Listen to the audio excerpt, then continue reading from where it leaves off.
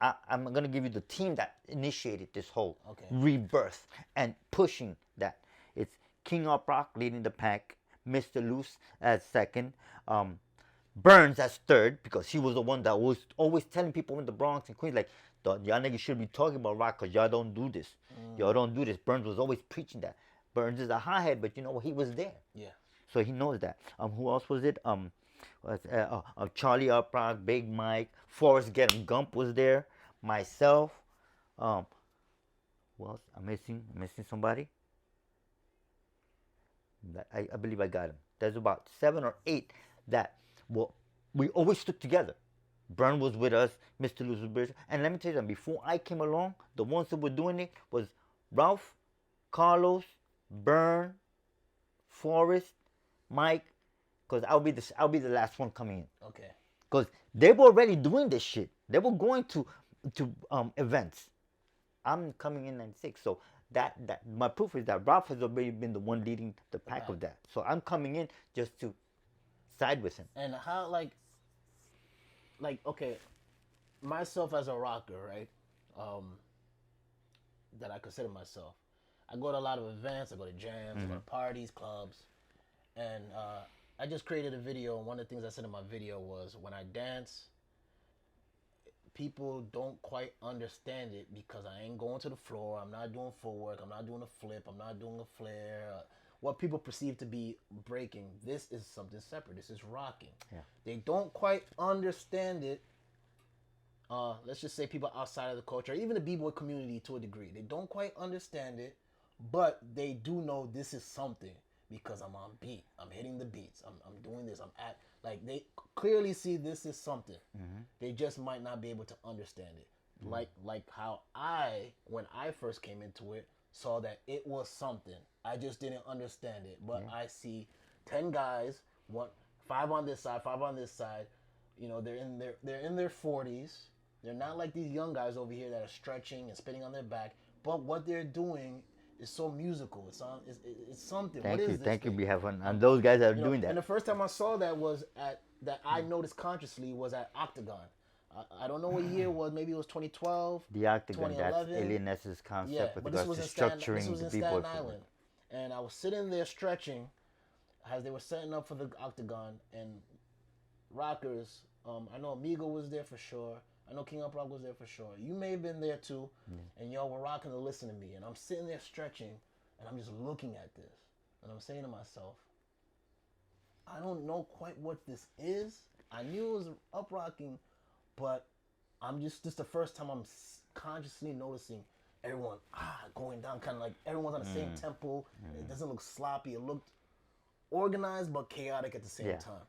So it is like that. With me going on my journey as a rocker and seeing the struggle of trying to get people to get on board or understand or give more credence to what's happening, how was it for you guys in that era of like the b-boy resurgence so heavy, and now the rockers are coming in now? Like, what was were you guys receiving blowback? Was it like nights where you guys were like, man, we don't know about this anymore? Or was it like you all made it the mission and y'all gonna go hard regardless of whoever said what?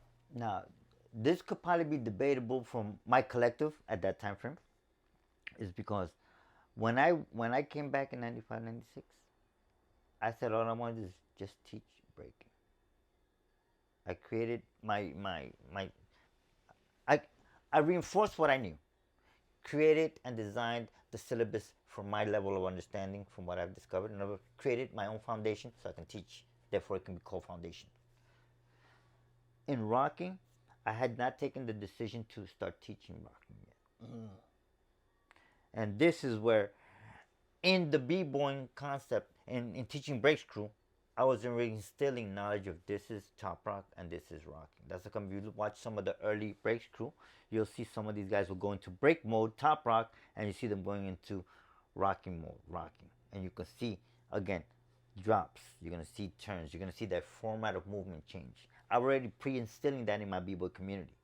So, but at that moment, I'm already filtering some rocking. So this, so we have b-boys that can defend themselves in rocking and representing Brooklyn. Breakthrough means this: Brooklyn representing endangered art form with crazy skills. People don't know this. That's what break screw means.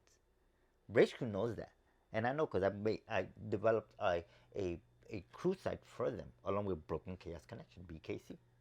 I also put United Brooklyn Rockers with the intent of educating people to understand this, because there wasn't a platform, there wasn't a teaching for this dance. Everything was being done by sight. If you were the viewer at that moment in time, you had to learn by sight. There was no someone teaching you this is going to be your jerk, this is going to be your drop, this is going to be your spin, this is going to be your freestyle, this is going to be your combinations or whatever, and the different styles of jerks or movement that you can have from different teachers. That was not initiated yet. I believe that I'm the one that initiated that when I would have the practice in McCann Park from 96 going forward.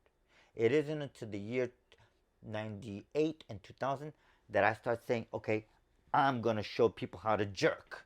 I'm going to teach them how to do extensions, drops, a bullshit crossover jerk, this was at a drop. in McCarren Park. This is about 98 going forward. And when you first... That was with BKC that was the rebirth of Breaking the Style, my crew. I created a second generation of that. And you dedicated the McCarren practice to rocking. No.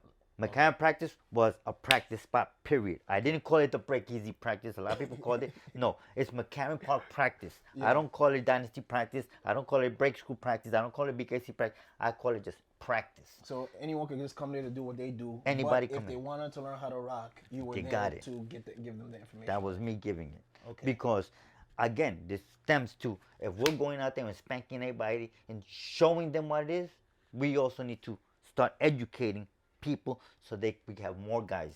Okay. So I believe that I'm responsible for why there are many rockers out there that are experienced. Yeah. And that if you see their technique, or if you take the step and ask them, who is your teacher? You're going to be surprised what name pops up. Yeah. Because I'm the one that's already structuring and telling them a label, a segment of movements, an understanding of the music for them to get to. And at that time, were people very curious about the dance? Like what was your following at that time? Like when you started teaching rocking? What was interesting on me teaching the rock was when people would come in at first, they were coming for the b-boying. McCann Park now. McCann Park is the scenario. People coming in, they see all these kids practicing, like group of 25, 30 up to maybe we had 50. We had 3 pieces of linoleum on the whole freaking park. And then I'm over there just breaking and pushing guys to windmill. I'm battling against Phantom or jigs, against freaking Creeful, rah and stuff. They're all at practice. And then I'm starting to do my going off on just jerk freestyling, and the kids are curious. So me just being there and expressing rubs off on them, and they're like, "Yo, I want to get that. Cause what if I'm dressed and I want to get off? I don't get to hit the floor." I'm like, "Good, this is perfect for you." And for the girls, they were like, "Oh, we don't like it because too much kick." I'm like, "Well, it doesn't have to be like that. You can say this." And they're like, "Oh, we like that." And then now I had to give them now that they wanted to copy the moves, this is where it gets interesting. Now they understand the rock movement. Then the questions come up. Why do I have to do it like this? Well, this was influenced because of this, the hustle, this grapevine move. Yeah. Okay, why do you drop like this? Well, this is motivated because this guy started nothing but drops, Now, and why do my footwork move like crossing? Because salsa, or from salsa, which is the whole composition, bomba, plena, somontuno, wawanko. Again, I'm breaking it down.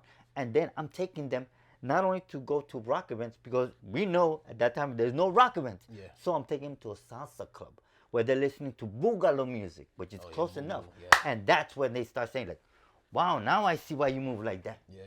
That's when they influence. And that's when the for example, the girls that I used to take to them to Parkside Lounge on Attorney Street on a Friday night from 10 o'clock to 4 o'clock in the morning, going off to nothing but salsa, live bands. And this is where they start applying those moves with the hands and the drops. And they're like, wow, live music. What's the stimulus? So the rock helped to, the b-boy introduced the rock concept by rubbing. Once they understand the rock movement, it got boring because you can't go rock anywhere. Yeah. So I took them to the other stems from it. Okay, I'm gonna take you to a place that we're gonna hustle. The girls and the guys loved it. Like, wow, I'm learning other shit. Wow, it opened up a whole new door. So new world of experience. These dancers want to feed that hunger for movement, and that's what was happening. So I would take them to these places, and that reinforced their rocking. Then, henceforth comes the birth of rocking venues. Charlie Uprock starts doing a rock venue. Okay. This is something that Ralph was working with Charlie Uprock, but this was Charlie's own thing. But Charlie didn't have a network of people that he can bring in. And Ralph does. And is this the advent of the Dollar Jam? This comes later on. Later, The later on, the Dollar Jam is because we wanted to motivate b-boys to compete. Yeah. You know, and back in that time frame, the only ones that had money can go and pay. So Ralph is like, how about all these young kids that we're teaching? When you're gonna wait 5 years for them to get older to go into a club to pay? These guys don't got money. So that was his concept. I'm like, you know what? I like that. Nice. So I supported you in that. This is where Supreme Beam started being born. This is Step Free started coming crazy. Breakthrough started beginning the blowing ups. Who else is it? You had oh my God, there's so many freaking crews. You had Queens, you had Brooklyn, you had Staten Island, you had a lot of young crews that now are having anniversaries. Exactly. Practically 20 year, 15 year anniversaries. Yeah. And I'm like, look at that, you guys survived. We were there when you guys started. Nice. You know? Yeah. And to us, that makes us happy because, like, wow, these kids, if it wasn't because of that, there wouldn't be crews having 10 or 20 years anniversary. It's true. Yeah. At that time in the 90s, did you travel out of New York City for any type of dance event? And if you did you rock in those other states and how did they receive it? See, from 96, I didn't do any traveling until maybe 99. And when you traveled? In 99, I traveled. I went out of New York and then went to Miami in 99. For ProAm? ProAm. The reason why I went to 99 was because there was a competition, a rock competition. And I decided to go there and compete with that. Who was that facilitated by at that time? That was ProAm Speedy Legs. And do you have any insight to why they... Yeah. Was the rocking that they were organizing the shuffle thing, or was it... What was their idea of what the competition should be? That stemmed because in 98, Ralph Casanova had gone out to the Pro-Am and showed them and spanked everybody out there. So 98, a year before that, I was there with Ralph. Pro-Am itself had nothing to do with the rock thing. Of course. It was Numbers who flew Ralph out there. Ralph invested money out of his pocket and brought Ralph to Pro-Am. Numbers at that time was rolling with us, and he liked what we were doing and stuff. You know, he was not a Dynasty member. No. Ralph was the only Dynasty member at that time. There was no other membership. There was no other dynasties. I was in Dynasty at that time. By way of what people had just left, going on with life, he resurrected the crew. No, he was independent. Okay. He started getting the membership after he already established bonds and once the teaching process started, which is myself. And then that's when Ralph started saying, at first me and Ralph used to have a problem with it because he was like, why are you doing this stuff? Don't be teaching nobody. Yo, that's our shit. And I'm like, who are we going to dance? It's true. So I did my own thing. So McCarren I would be teaching breaking and rocking. And now a lot of my knucklehead kids that are either with us or against us, doesn't matter. Yeah. Thank you. So so you went to Pro-Am 99 for the rocking competition. Yeah. And how did was it in Miami at that time? Yeah, it was in Miami and stuff. Miami had a heavy bass scene and all that. Oh yeah. How was the rock received out there? Like, well, it goes back to 98. In 98, it was Ralph Casanova that had to do a dance expo, and he danced to Gotta Get a Nut. The DJ played the whole song. He tried to fade it out, and Ralph was like, no, let it play. And I was there in the crowd. I was out there in the crowd, and people was like, yo, when is he going to hit the floor? And I'm like, he's not going to hit the floor. This is rock dance. This is not different of that shuffle down. And there was some people there that were from 305 Records, which is Jelly Bean's company. I forgot what the girl's name was. I think it's Joanna. She was a secretary, like, yo, I haven't seen anyone dance like that in years.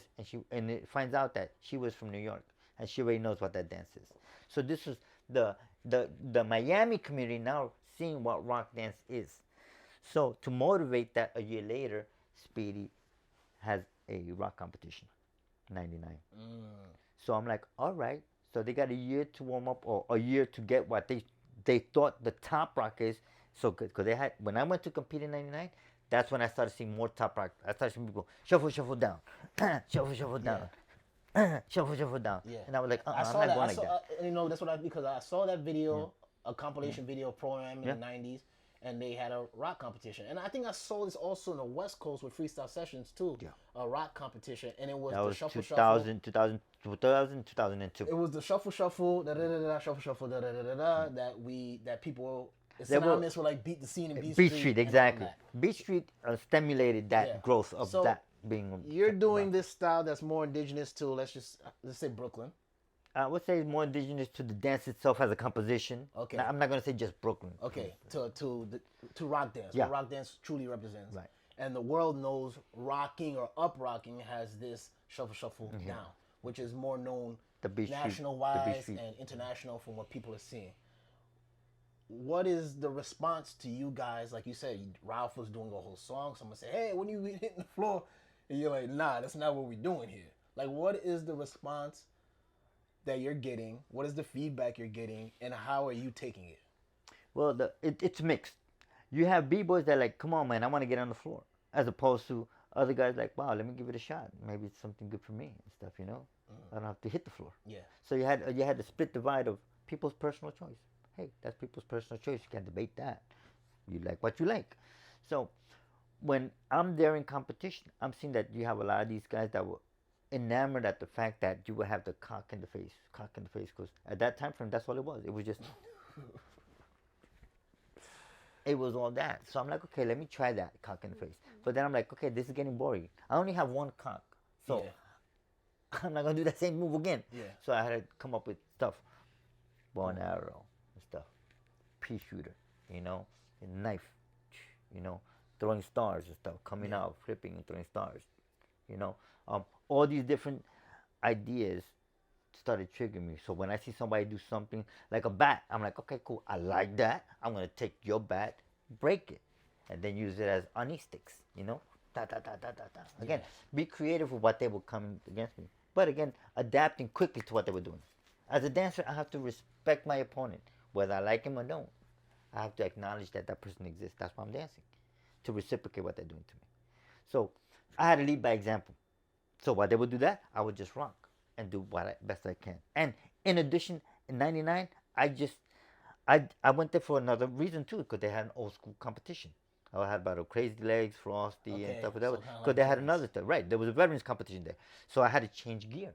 So in 1 minute, if you ever see the '99 footage, you see me with jeans, skippies, a BVD with my BIS stuff, and a Rebel black cap.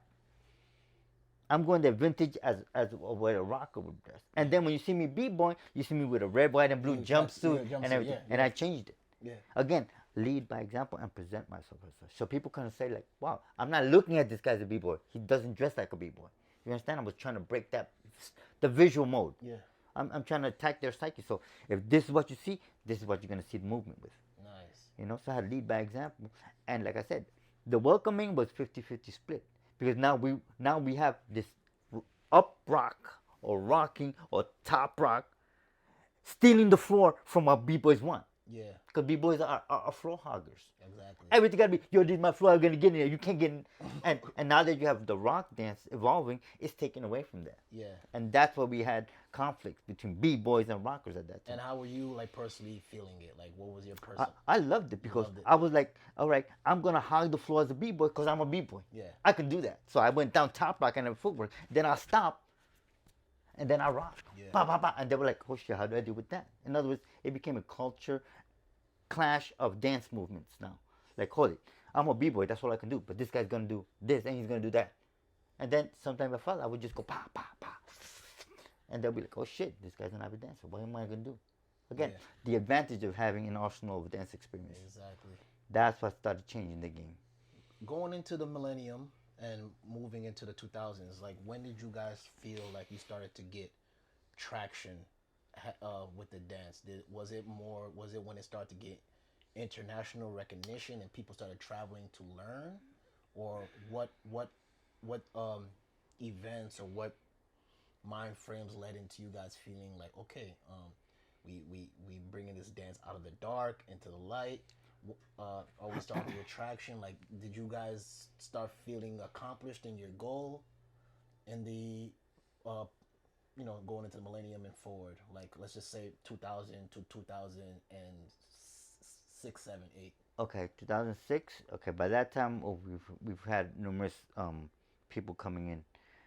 By 2006, I believe that's the year that Ralph had asked me to become part of the Dynasty Squad. Okay. You know, and I was like, I was debating on it. I was like, okay, cool. I've never been a part of a rocking camp, so I've been around you and stuff. I know what to expect when it comes to the gangs because I grew up around the gang culture, so I know the codes and everything and stuff. I know Ralph has been affiliated with the gangs, but he didn't know the codes from the gangs. I don't know if you can understand that concept. Like you could see gangs and you be around them, but you don't know what goes on in the inside. Me, I've seen on the other, and I know what goes inside. I know there's a structure, respect, codes, where the vest properly and stuff. You just can't drop it on the floor. There's certain ethics that you do within that thing to show respect for that. That's why we're rocking patches. So I'm like, I'm forever gonna be my crew breaking the style. That's it. I've never folded any other crews. That's a family crew. As b-boy, as rocking, this is gonna be my first crew. I'm like, okay, I'll stick with it. At that time, I've already established numerous students, and I labeled them all my students as easy rockers, from beginner to advanced. And then if they go by themselves, hey, you can go anywhere the hell you want. You can join any crew you want or start up your new crew. I don't care. So at that time frame, I'm looking at the satisfaction that I have other dancers in the stream that I can rock with or rock against. Of course. I cannot speak on behalf of my other partners in let's say Dynasty or Burns or Big Mike or Charlie Uprock or all the other new rockers that Ralph brought into the game, such as Nelson, Little Dave, Papo, and stuff. All these guys that Ralph brought out of not retirement, he brought them to exemplify other styles. Okay. And it's not the fact that we want them to reinforce that Brooklyn had the most. No, he pulled from his resources in the area to say, hey, I want you to look at other styles. But speaking of that,